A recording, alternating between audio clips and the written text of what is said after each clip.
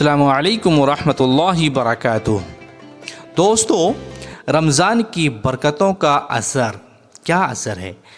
حضرت ابو ہریرہ رضی اللہ تعالی عنہ سے مروی ہے کہ آپ صلی اللہ علیہ وسلم نے ارشاد فرمایا، جب رمضان کا مہینہ داخل ہوتا ہے تو آسمان کے دروازے کھول دیے جاتے ہیں اور جہنم کے دروازے بند کر دیے جاتے ہیں اور شیطانوں کو زنجیر پہنا دی جاتی ہے۔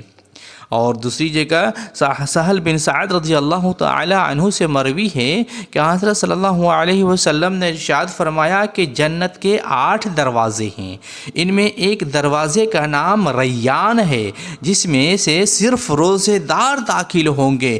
روزے داروں کے لیے جنت کا خصوصی دروازہ ہے، اسی دروازے کا نام ریان ہے، اسی باب ریان سے روزے دار داخل ہوں گے۔ تو کون روزے دار داخل ہوں گے؟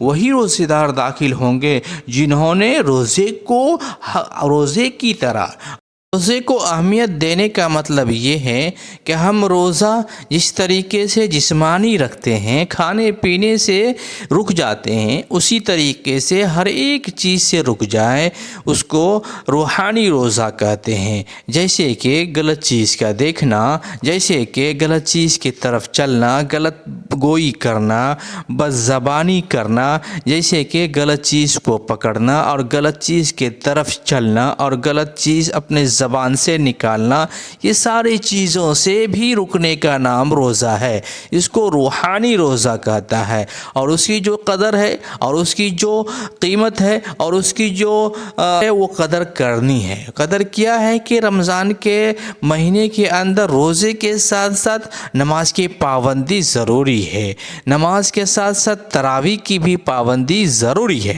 دعا ہے کہ اللہ ہم سب کو رمضان کی قدر کرنے کی توفیق عطا فرمائے، آمین۔